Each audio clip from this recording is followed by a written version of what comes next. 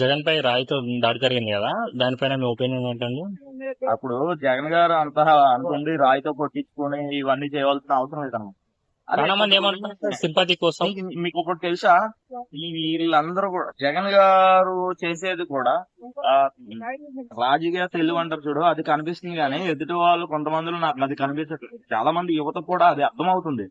ఎందుకంటే ఆ అయినా ఎన్ని సందర్భాల్లో అయినా వాళ్ళని విమర్శించే విధంగా అంత విపరీతమైన బూతులు తిట్టడం ఆ వేలో ఎప్పుడు వెళ్ళలేదన్నమాట.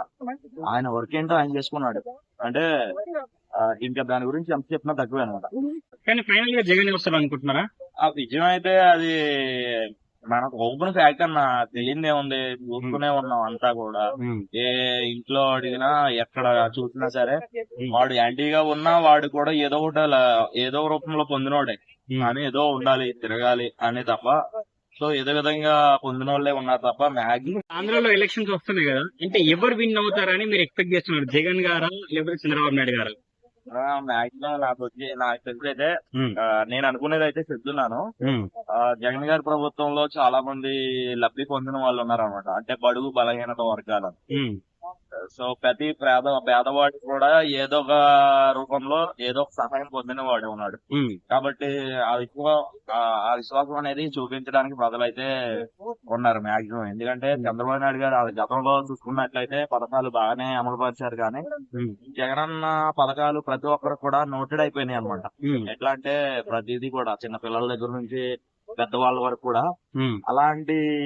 అట్లా అయిపోయింది అనమాట. ప్రభుత్వం నుంచి అందే పథకాలు కూడా విపరీతంగా చాలా మందికి ప్రతి పేదవాడికి కూడా అందే విధంగా వెళ్ళింది అనమాట. సో ఇంతకు ముందు కన్నా 151 170 అంటున్నారు వీళ్ళు.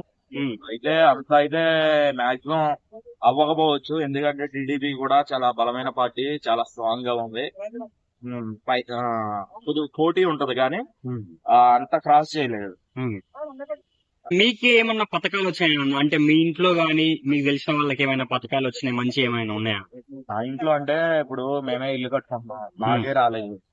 సో మాకు రాలేదని పక్క ఇంటి వాళ్ళకి రాకుండా బాగు. అప్పుడు నేను నాకు రాలేదయ్యా, నేను అయిను మా చుట్టుపక్కల 4 ఇళ్ళకి వచ్చినాయి కదా, వాళ్ళందరూ వేస్తే నెక్స్ట్ టైం అయినా మీకు వస్తాయని ఊపుంది అనమాట. అది ఎందుకంటే మేము అంటే ఇప్పుడు ఎలక్షన్ కోడ్ కదా, అట్లానే మేము ఇల్లు స్టార్ట్ చేసుకున్నాం. ఏం రాలేదు, స్టార్ట్ చేసాం.